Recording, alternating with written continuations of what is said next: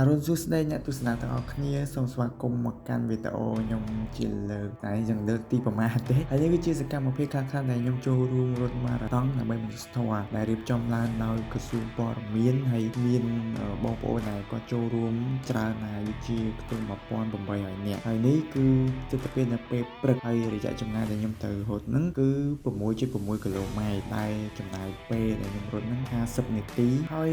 សម្រាប់ការចូលរួមរត់ម៉ារ៉ាតុងសម្រាប់ខ្ញុំគឺសាប់ចូលរួមបានដូចជា3ដងហើយនេះគឺជាលើកទី3រយៈចម្ងាយដែលខ្ញុំធ្លាប់រត់បាន10គីឡូម៉ែត្រដូចជា2ដងសម្រាប់ម៉ារ៉ាតុងលើកនេះគឺធំបង្អស់គឺ6.6 គីឡូម៉ែត្រសម្រាប់ខ្ញុំគឺលើកទឹកចិត្តឲ្យបងប្អូនទាំងគ្នាដែលចូលចិត្តកីឡាអាចចូលរួមរត់យើងបានទាំងសុខភាពល្អយើងបានទាំងសប្បុរសធម៌ថវិកាជូនទៅដល់ទីពេទ្យគុណធបុប្ផាផងដែរហើយនេះតទៅពេលរត់ហើយទទួលបានមេដាយហើយទុកជាអនុស្សាវរីយ៍ហើយនៅក្នុងកម្មវិធីរត់ម៉ារ៉ាតុងដើម្បីមនុស្សធម៌ហ្នឹងដែរគឺគេមានចែក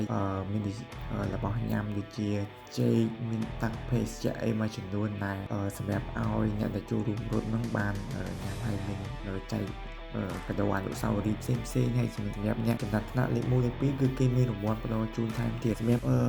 កីឡាម៉ារ៉ាតុងលើកនេះគឺមានអារម្មណ៍ថា fresh and សប្បាយហើយបានទាំងមេដៃបានចូលរួមជួយសម្រាប់ស្គាល់ទៀតហើយវីដេអូមានតែប៉ុណ្្នឹងទេអរគុណអ្នកនរគ្នាសម្រាប់ការតាមដានជួបគ្នាវីដេអូក្រោយបាយបាយ